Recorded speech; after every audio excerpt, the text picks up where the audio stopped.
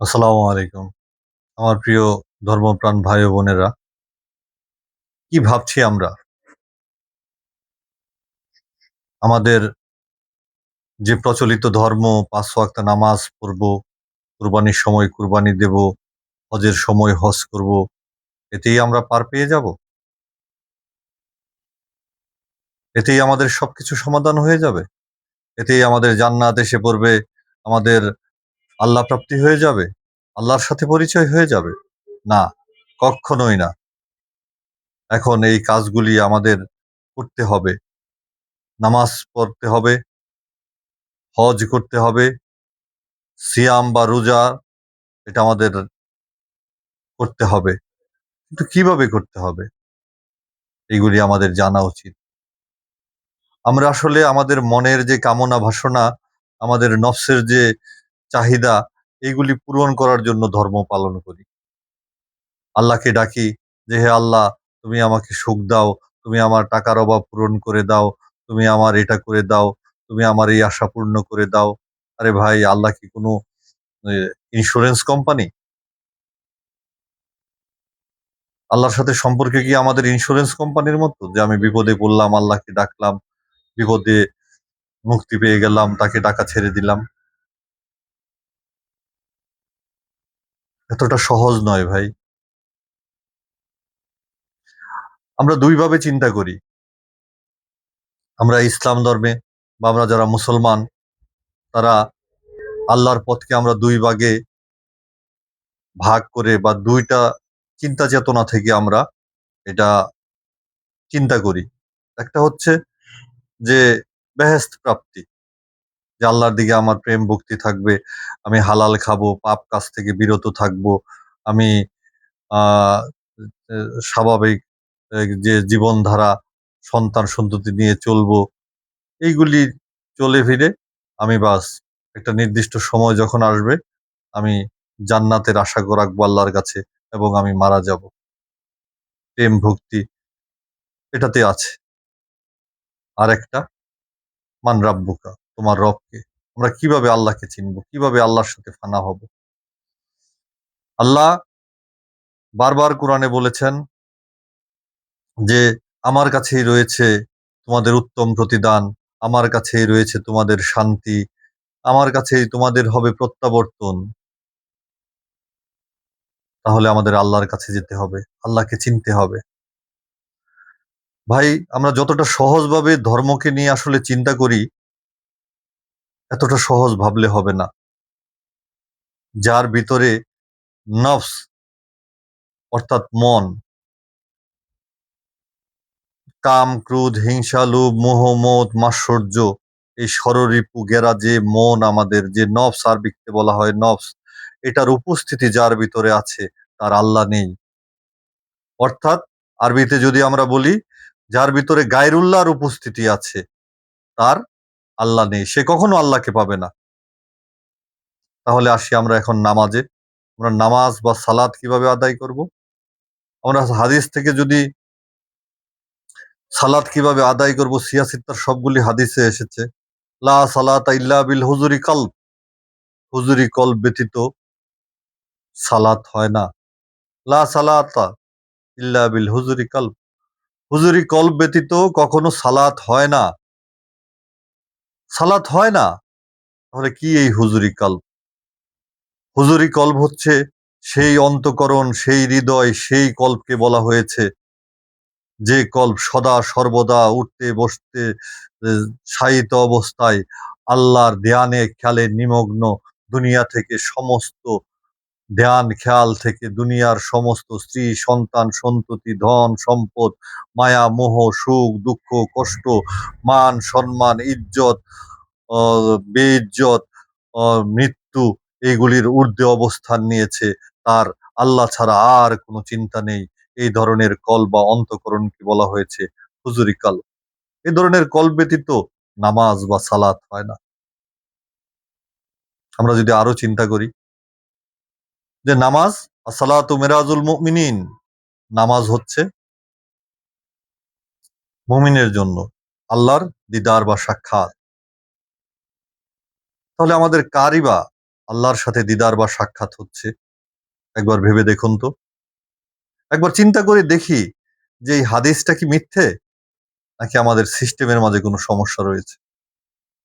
লা সালাতা ইল্লা বিল হুজুরি কলব, হুজুরি কলব ব্যতীত সালাত হয় না। তারপর আসসালাতু মেরাজুল মুমিনিন, নামাজ হচ্ছে আল্লাহর সাথে দিদার বা সাক্ষাৎ। তাহলে আমাদের কার সাক্ষাৎ হচ্ছে আল্লাহর সাথে? আমাদেরকে এভাবে নামাজ শিক্ষা দেওয়া হয়েছে, দিয়েছে যে যখন তুমি সালাত বা নামাজে দাঁড়াও, তখন তুমি এমনটা ভাবো যে তুমি তোমার রবকে দেখছো, না হয় তোমার রব তোমাকে দেখছে। মেরাজ, সাক্ষাৎ, দিদার। আসলে কি আমাদের এইভাবে নামাজ হচ্ছে? এইভাবে সালাত হচ্ছে? সিয়াম, পাপাচার, কামাচার, পানাহার, হৃদয়ে হৃদয়ের প্রবৃত্তি, যত কুপ্রবৃত্তি আছে হৃদয়ে যাতে জাগতে না পারে, সবকিছু থেকে বিরতর নাম রাখা হচ্ছে সালাদ, সরি, সিয়াম। সবকিছু থেকে পানাহার, পাপাচার, কামাচার, হৃদয়ে কোনো ধরনের পাপ যাতে জাগ্রত হতে না পারে, সদা সর্বদা আল্লাহর ধ্যানে নিমগ্ন থাকতে হবে। কোনো কুপ্রবৃত্তি আমাদের ভিতরে জাগতে পারবে না। পানাহার থাকবে না, পাপাচার থাকবে না, কামাচার থাকবে না। কোনো ধরনের খারাপ চিন্তা মস্তিষ্কে উদয় হবে না। এই ধরনের যে স্থিতি, এই স্থিতিকে বলা হয়েছে সিয়াম সাধনা। আমরা কি এভাবে করতে পারছি? পারছি। আমরা কি করছি? আমাদের নফসানি খায়েশাত, আমাদের মনের চাহিদা পূরণের জন্য আমরা ব্যতিব্যস্ত। আমরা নামাজ পড়ছি, পাপ কাজ করছি। নামাজ পড়ছি, খারাপ কাজ থেকে বিরত থাকতে পারছি না। আবার আমরা কি করছি? রোজা রাখতেছি, সিয়াম পালন করতেছি। আমাদের দ্বারা জবান, নজর, কান, মস্তিষ্ক এগুলি দিয়ে পাপ হচ্ছে। কালেমা, নামাজ, রোজা, হজ, যাকাত যেমন ফরজ, তদ্রূপ জবানকে মিথ্যা, চুগলখড়ি, তহমত এগুলি থেকে বাঁচিয়ে রাখা ফরজ। কানকে খারাপ কিছু শ্রবণ বা শোনা থেকে বিরত রাখা ফরজ। নজরকে কুদৃষ্টি থেকে বাঁচিয়ে রাখা ফরজ এবং মস্তিষ্ককে কুধারণা থেকে বাঁচিয়ে রাখা ফরজ। কোনো কিছুর খারাপ স্পর্শ থেকে, দেহকে, হাতকে এইগুলি থেকে বাঁচিয়ে রাখা আল্লাহ তাআলা এগুলি ফরজ করেছেন। তাহলে আমরা নামাজ, রোজা, হজ, যাকাত এগুলিকে ফরজ বলছি। আল্লাহ তো নজরকেও, হেফাজতকেও ফরজ বলেছেন। এটার উপর কেন সাধনা করছি না? জবানকে আমরা জানি মিথ্যা বলা মহাপাপ, চুগলখড়ি বা পর সমালোচনা করা মহাপাপ, কারো উপর মিথ্যা অপবাদ দেয়া মহাপাপ। আমরা কি আমাদের এটা জানার সত্ত্বেও কি আমরা মিথ্যা থেকে বাঁচতে পারছি? আমরা কি খারাপ কিছু শোনা থেকে বাঁচতে পারতেছি? আমরা কি আমাদের মস্তিষ্ককে কুধারণা থেকে বাঁচিয়ে রাখা ফরজ? আল্লাহ তাআলা কুরআনে বলেছেন। আমরা কি কুধারণা থেকে মস্তিষ্ককে বাঁচিয়ে রাখতে পারছি? একবার ভাবুন তো।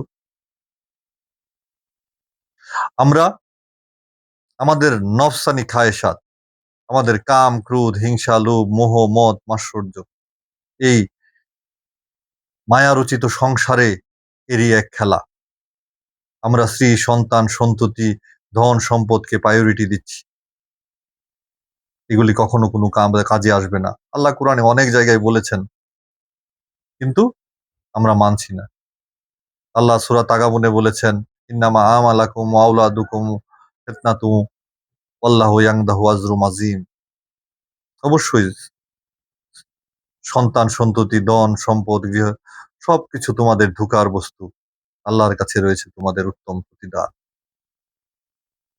আল্লাহ বলছে যে এই পৃথিবীর ধন, সম্পদ, সন্তান, সন্ততি, স্ত্রী, স্ত্রীর জন্য স্বামী, তোমার বাড়ি, গাড়ি, নারী এইগুলি সব তোমার জন্য ধোঁকার বস্তু, পরীক্ষার বস্তু। এগুলি কোনো কিছু তোমার কাজে আসবে না। একটা ড্রামা স্টেজে তুমি অবস্থান করছো। একটা নাটক তোমার সামনে মঞ্চস্থ হচ্ছে। তুমি একেক রুলে একেক জায়গায় আ তোমার চরিত্র একেক রুলে কখনো ভাই, কখনো পিতা, কখনো মামা, কখনো চাচা এগুলির রোল প্লে করছো। এইগুলিতে তুমি এইভাবে তোমার সময় যাচ্ছে। কিন্তু আসলে এটা একটা নাটক। মায়ারচিত সংসারের একটা খেলা, একটা মিথ্যা খেলা। এর মাঝে কেন আমরা পড়ে আছি? একবার ভাবি তো আমরা। এই যে আমাদের মনের কামনা বাসনা, কাম, ক্রোধ, হিংসা, লোভ, মোহ, মদ, মাৎসর্য এগুলো থেকে আমরা বাঁচতে পারছি না। মন আমাদের পেরেশান করে তুলছে। আমরা মনের পেরেশানিতে ব্যতিব্যস্ত। মন আমাদের বলছে এটা করতে হবে। মন আমাদের বলছে যে এই পাপ কাজটা করতে হবে। ভিতর থেকে আবার কেউ বলছে এই পাপ কাজটা তুমি করো না। কে পাপ করতে বলছে আর কে নিষেধ করছে একবার ভেবেছেন কি? যে আমার আপনার মন জানে যে আমরা কোন দিক থেকে পাপী, আমাদের মন আমাদেরকে কোন দিক দিয়ে দুর্বল করে রেখেছে। সেই পাপটা করানোর যখন সময় আসবে, আমি আপনি যতই আল্লাহকে ডাকি না কেন, মন তখন এমন একটা শক্তিশালী ভূমিকা পালন করে, নফস এমন একটা শক্তিশালী ভূমিকা পালন করে যে আমাকে আপনাকে টান দিয়ে নিয়ে গিয়ে সেই পাপ করিয়ে ফেলে। ভিতর থেকে একজন বলে যে, "এই পাপটা করো না। যদি সমাজে তুমি একবার এটা নিয়ে ধরা খাও তাহলে তোমার মান ইজ্জত সব যাবে।" আমরা যে যেদিকে দুর্বল হই না কেন, নারীর দিকে দুর্বল হই, অর্থের দিকে দুর্বল হই, আমরা যে যেদিকে দুর্বল হই আমাদের মন জানে, এবং সেই পাপ কাজটা যখন সে করায় তখন আমাদের ভিতর থেকে কেউ বলে এইটা করো না, আরেকজন ঠিকই পাপ কাজটা আমাদেরকে করিয়ে ফেলে। এবং যখন আমাদের কর্মফল আমাদের সামনে আসে, আমরা ধরা পড়ি, আমরা অনুতাপ অনুশোচনায় ভুগি, তখন আমাদের যে মন আমাদেরকে পাপ করিয়েছিল সে আমাদের সাথে থাকে না। আর যে বলেছিল পাপটা করো না, সে আমাদের সাথে অনুতাপ অনুশোচনায় ভুগে। যে আগেই তো বলেছিলাম এটা করো না। কে তারা ভাই? তাদেরকে তো চিনতে হবে। কে আপনাকে বলল পাপ করো না? কে আমাকে বলল যে না চলো এই পাপটা করে ফেলি? এজন্য রাসূলুল্লাহ সাল্লাল্লাহু আলাইহি ওয়াসাল্লামের জবান মোবারকে আল্লাহ তাআলা বললেন, "মান আরাফা নাফসাহু ফাকাদ আরাফা রাব্বাহু।" যে নিজের নফসকে চিনে ফেলেছে সে তার রবকে চিনে ফেলেছে। আমাদের নিজেকে চিনতে হবে। এটা একটা বিশাল ক্ষেত্র ভাই, নিজেকে চিনা। আমাদের মাঝে কাম কিভাবে কাজ করে, ক্রোধ কিভাবে কাজ করে, হিংসা কিভাবে কাজ করে, লোভ কিভাবে কাজ করে, আমাদের মাঝে মোহ কিভাবে কাজ করে, এগুলি আমাদেরকে পেরেশান করে তুলছে। কামের পিছে আমাদের দৌড়াতে হচ্ছে, বিপরীত দেহের মানুষের দিকে আমরা দৌড়াচ্ছি, আমরা টাকার পিছে দৌড়াচ্ছি, আমরা পেরেশান হয়ে উঠছি। মন বলছে এটা করো, সেটা করো, মনের কথায় আমরা সেটা করতে যাচ্ছি। আবার যখনই কিনা আমরা আমাদের দ্বারা মন কোনো খারাপ কাজ করিয়ে ফেলছে, তখনই মন আবার আমাদের দিকে বিপরীত ভূমিকায় নাটক শুরু করে দেয়। এখন এটা কেন করেছো? এখন তোমাকে পুলিশে ধরবে, এখন তোমার এটা হবে, এখন যদি এ এই এই তুমি এই নারীর সাথে মিলিত হলে, এখন যদি সে তোমাকে ব্ল্যাকমেইল করে, মেয়েদেরকে বুঝাবে তো এই ছেলে যদি তোমাকে ব্ল্যাকমেইল করে, তখন সে ডিপ্রেশন, তখন সে এটা নিয়ে থিংকিং করায়, ওভার থিংকিং করায়, ডিপ্রেশনে নিয়ে যায়। এমনকি এমন করে জীবনটা পর্যন্ত মানুষ আত্মহত্যা করতে দ্বিধাবোধ করে না। মানুষকে বলে যে, "এই জীবন রেখে তোমার লাভ কি হবে?" মন যখন এটা বুঝায়, তখন মানুষ আত্মহত্যা পর্যন্ত করে ফেলে। তাহলে আমাকে আপনাকে দিয়ে খারাপ কাজ কে করাচ্ছে? মন করাচ্ছে। আবার সেই কি করছে? এই খারাপের কর্মফল হিসেবে আমাকে নানানভাবে উল্টাপাল্টা বুঝিয়ে, থিংকিং করিয়ে, ওভার থিংকিং করিয়ে ডিপ্রেশন এ নিয়ে যাচ্ছে এবং আমাকে আপনাকে আত্মহত্যা করতে বাধ্য করছে। আমাদেরকে মানে আ আ যেটাকে মেডিকেল সায়েন্স এর ভাষায় বলে আপনার আমাদের প্রেশার যেটাকে হয় আরকি, হাইপার টেনশন, হাইপার টেনশন এ নিয়ে যাচ্ছে। আমাদেরকে হার্ট অ্যাটাক এর দিকে নিয়ে যাচ্ছে। আমাদের হার্টবিট বেড়ে যাচ্ছে দুশ্চিন্তায়। এগুলি কোত্থেকে হচ্ছে ভাই? নফসের তাড়না থেকে। আমাদের কামনা বাসনা, ক্রোধ, হিংসা, লোভ এগুলি থেকে। এদের কর্মফল যখন আমাদের সামনে দাঁড়ায়, তখন আমরা এভাবেই শেষ হয়ে যাই। এভাবেই আমরা ভয়, ভীতি, অস্থিরতা আমাদের ভিতরে কাজ করতে থাকে। মানুষ যখন পাপ করে, মানুষের ভিতরে যখন পাপ তার পাপ ক্রিয়া করতে থাকে, কর্মফল তার সামনে এসে দাঁড়ায়, তখন মানুষ ভয়ে ইতস্তত হতে থাকে, ভেতরে ভীতি জেগে থাকে, কম্পিত হতে থাকে। তখন ভাই আপনি যত বড় শিল্পপতি হন না কেন, যত বড় প্রতাপশালী হন না কেন, ঘুমের ট্যাবলেট খেয়ে আপনি ড্রিংক করে ঘুমাতে যাবেন, কিন্তু তারপরও আপনার ঘুম হবে না। অস্থিরতায় বিছনা থেকে লাফ দিয়ে উঠে পড়বেন। ভাই অর্থ সম্পদ টাকা করি ইনকাম করে পাকা বাড়ি করে ইমারত করে এসি লাগিয়ে চামড়াকে ঠান্ডা করা যায়, শরীরের চামড়াকে ঠান্ডা করা যায়, কিন্তু অন্তর ঠান্ডা করার মেশিন আল্লাহ তাআলা জিকির ব্যতীত অন্য কিছুতে দেননি। আল্লাহ বলেছেন, আমার জিকিরের মাঝেই রয়েছে তোমাদের শান্তি, আল্লাহর স্মরণ, আল্লাহর জিকির। এজন্য আশেকরা বলেছেন, এরা জিকির মেরা জিন্দেগি তুঝে ভুলনা মেরা মত হ্যায়। সুন্দর কথা। তেরা জিকির মেরে জিন্দগি তুঝে ভুলনা মেরা মত হ্যায়। তোমাকে স্মরণ রাখাই আমার জীবন। তোমাকে এক মুহূর্ত, এক সেকেন্ডের জন্য ভুলে গেলে ওটাই আমার মৃত্যু। আমাদের এভাবে আল্লাহকে ডাকতে হবে, এভাবে আল্লাহকে পেতে হবে। এছাড়া আমাদের কোনো রাস্তা নেই। আমাদের কি করতে হবে? আমাদের এই মন, আমাদের মনটা কি? মানুষের আত্মা এবং মনের পোশাক হচ্ছে তার দেহ। আমার পাঞ্জাবিটা যেমন আমার পাঞ্জাবিটা যেমন আমার দেহের একটা জামা, তদ্রূপ আমার রূহ এবং নফস, বাংলায় আত্মা বা মনের জামা হচ্ছে এই দেহ। এই দেহ আমি নই, আপনি নন। মন আমি নই, আমার আত্মা আমি নই। তাহলে কে আমি? আমি আমার কোনো অস্তিত্ব নেই। আমার দেহ আমি না, আমার মন আমি না, আমার আত্মা আমি না। তাহলে কে আমি? Here is a WH question. You have need to find out a right answer for this. আমি আমার মন নই, আমার রূহ নই, আমার দেহ নই। তাহলে কিছুই আমি না। তাহলে কে আমি? এটার উপর আমার একটা সঠিক উত্তর দরকার। এই উত্তর জানার জন্য যারা কামেল মুর্শেদ রয়েছে, যারা নাকি আল্লাহকে চিনে এবং চিনিয়ে দিতে সক্ষম, এমন একজন কামেল মুর্শেদের কাছে গিয়ে আমাদের বায়াত হতে হবে। আমাদের তার আমাদের অহংকার, আমাদের হিংসা, আমাদের সবকিছু যাতে মিটে যায়। আমরা তার কাছে যখন তার শরণাপন্ন হব, সেই মুর্শিদই আমাদের শিখিয়ে দিবেন কিভাবে আল্লাহকে পেতে হবে, কিভাবে আল্লাহর জন্য এই হৃদয়, কাম, ক্রোধ, হিংসা, লোভ, মোহ, মদ, মাৎসর্যবিহীন হৃদয় তৈরি করতে হয়। এটা আসলে আমরা পৃথিবীতে যা কিছু শিখেছি, we are educated person. For every educated person, you have to need this theory. যে আমরা পৃথিবীর কোনো কিছুই মানুষের কাছ থেকে বাদ দিয়ে অন্য কারো কাছ থেকে শিখিনি। সবকিছুই আমাদেরকে কে শিক্ষা দিয়েছে? মানুষ। আমার মা ডাকটা আমার মা শিখিয়েছে। আমার বাবা ডাকটা আমার মা-বাবা শিখিয়েছে। আমার টিচার আমাকে আমরা ডাক্তার হয়েছি, ইঞ্জিনিয়ার হয়েছি, আমরা আম টেক্সটাইল ইঞ্জিনিয়ার হয়েছি, আমরা অনেক বড় আলেম হয়েছি, আমরা স্কুলে লেখাপড়া করেছি, আমরা অনেক বড় ব্যক্তিত্ব হয়েছি, মিনিস্টার হয়েছি, আমরা আরো অনেক বড় সমাজের ক্ষমতাসম্পন্ন ব্যক্তি হয়েছি। আমরা যা কিছুই শিখেছি মানুষের কাছ থেকেই শিখেছি। মানুষের কাছ থেকে ছাড়া আমরা অন্য কারো কাছ থেকে শিক্ষা নেইনি। প্রকৃতির কাছ থেকেই আমাদের শিক্ষা নিতে হয়েছে।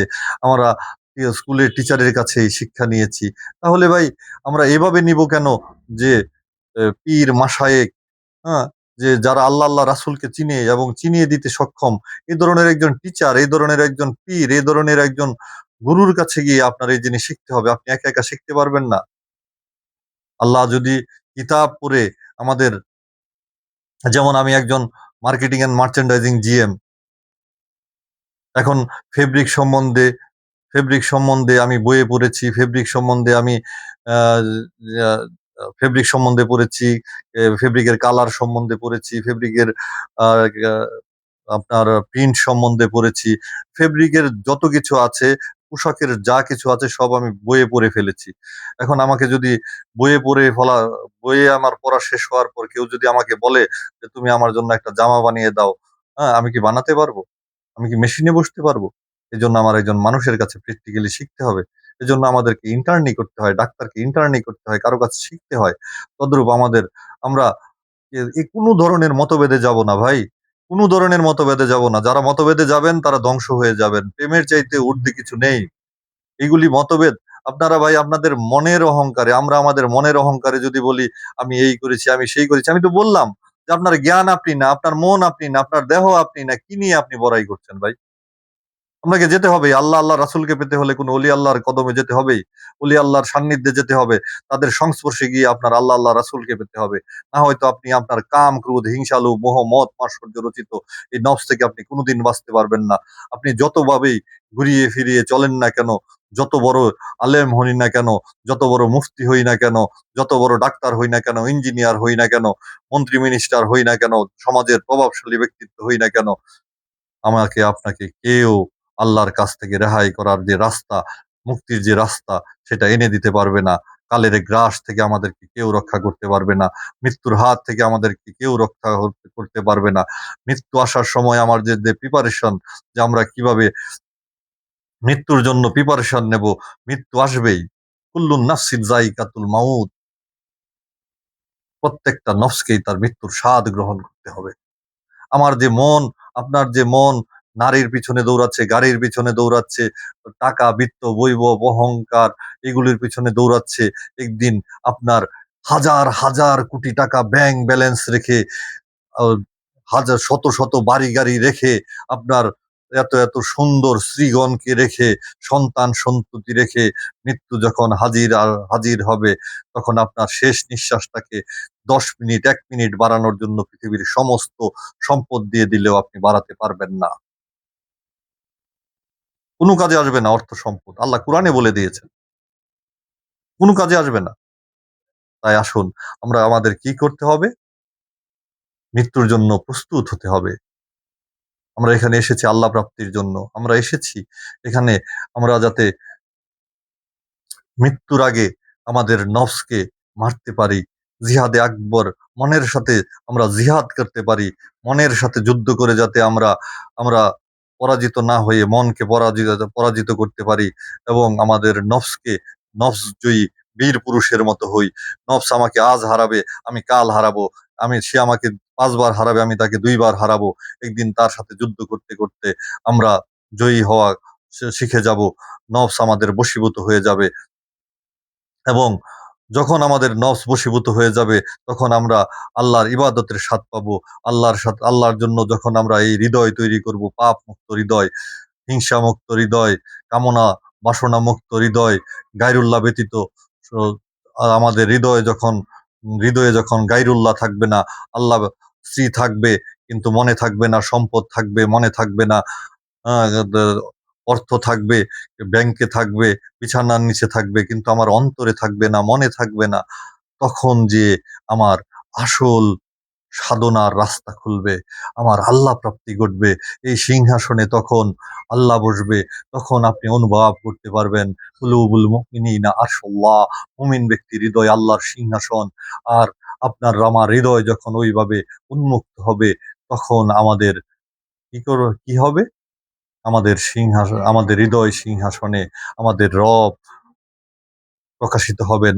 এজন্য রাসূলুল্লাহ সাল্লাল্লাহু আলাইহি সাল্লামের জবান মোবারকে আল্লাহ তাআলা ফরমান, যখন বান্দা আমার হয়ে যায়, তার হাত আমার হাত হয়ে যায় যে হাতে সে ধরে, তার নজর আমার নজর হয়ে যায় যে নজরে সে দেখে, তার জবান আমার জবান হয়ে যায় যে জবানে সে বলে, তার কদম আমার কদম হয়ে যায় যে কদমে সে হাঁটে, তার সমস্ত অস্তিত্বের সাথে আমি মিশে যাই। ভাই, এখানে এই পর্যায়ে আমাদের যেতেই হবে। হানাফিল্লাহ, আল্লাহর সাথে আমাদেরকে ফানা হতে হবে, আল্লাহকে জানতে হবে, আল্লাহকে বুঝতে হবে, নিজেকে জানতে হবে, নিজেকে বুঝতে হবে। তাই আসুন, আল্লাহ যাতে আমাদের নিজেদেরকে চেনার বোঝার তৌফিক দান করেন, আমরা যাতে নফসের সাথে জিহাদ করতে পারি, আমরা যাতে নফসের কথা না শুনে আমরা আমি নফসকে যাতে আমরা স্বীকৃতি না দেই, এবং নফসের কথা শোনা থেকে বিরত থেকে আল্লাহর কথা শুনে আল্লাহর প্রেমের মশগুল হতে পারি, আল্লাহর প্রেমে পড়ে আল্লাহকে ডাকতে ডাকতে আমরা যাতে আল্লাহ পর্যন্ত পৌঁছতে পারি। আল্লাহ যাতে আমাদেরকে সেই তৌফিক দান করেন। এই কথা রেখে আমি আমার সংক্ষিপ্ত কথা এখানে শেষ করছি। পরবর্তীতে হয়তো অনেক কথা নিয়ে আপনাদের সামনে আসবো। আসসালামু আলাইকুম ওয়া রাহমাতুল্লাহি ওয়া বারাকাতুহু।